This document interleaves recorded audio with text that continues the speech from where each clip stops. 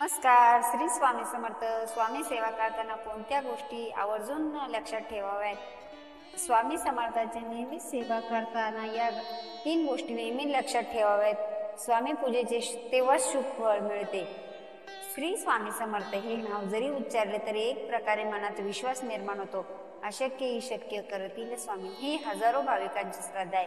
स्वामीवरील श्रद्धा, स्वामीवरील विश्वास आणि स्वामींनी दिलेले अनुभव यामुळे कोट्यवधी भाविक स्वामींची नियमित सेवा, उपासना, नामस्मरण, पूजन करतात. अक्कलकोटला जाऊन नियमितपणे दर्शन घेणारे अनेक भाविक आहेत. परंतु स्वामींची नियमित सेवा करत असाल तर काही गोष्टी अवश्य लक्षात ठेवणे गरजेचे आहे.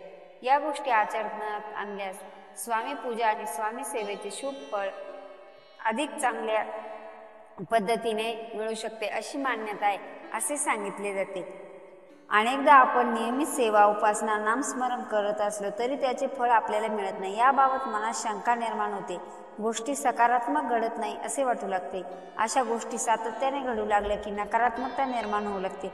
मात्र असे घडत असेल तर स्वामीवरील विश्वास कायम ठेवा असं सांगितले जाते. आपण जे करतो ते अधिकाधिक प्रमाणात करावे असे सांगितले जाते. तसेच आपल्याकडून काही चूक होता कामा नये याबाबत चिंतन करून स्वामी सेवा सुरू ठेवावी असे म्हटले जाते. नेमके काय करावे? स्वामी सेवा करत असाल तर तुमच्या पद्धतीने सुरू ठेवावी. स्वामी सेवा सुरू करायची असेल तर सकाळी किंवा सायंकाळी एक वेळ ठरवून घ्यावी.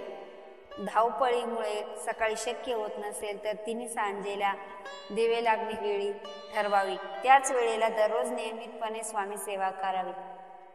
एकदा वेळ मनाचा संकल्प केला की काही झाले तरी ती वेळ चुकू नये. त्यावेळी स्वामी समर्थाची मूर्ती किंवा फोटो समोर ठेवावा. देवासमोर दिवा लावावा.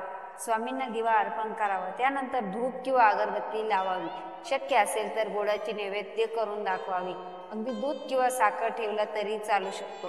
यानंतर स्वामींची मानस पूजा करावी. तसेच स्वामी चरित्र सारामृताचे पठण 21 अध्याय आहेत. दररोज 3 अध्यायाचे पठण केले तरी 7 दिवसात एक पारायण पूर्ण होऊ शकेल.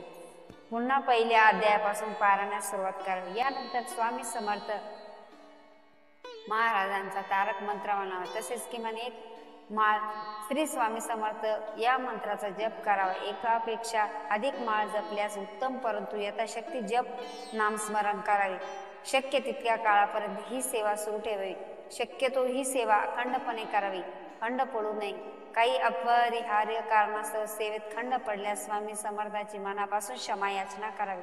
तसेच पुन्हा संकल्प करून सेवा करावी. सर्वात महत्त्वाचे म्हणजे स्वामीवर दृढ विश्वास ठेवावा. ही सेवा करताना निशंक मनाने करावी. कोणताही किंतु मनात ठेवू नये. मी जर या स्वामीच्या विचाराला सहमत असाल तर व्हिडिओला लाईक, शेअर, सबस्क्राईब करायला विसरू नका. Thanks for watching. Shri Swami Samarth.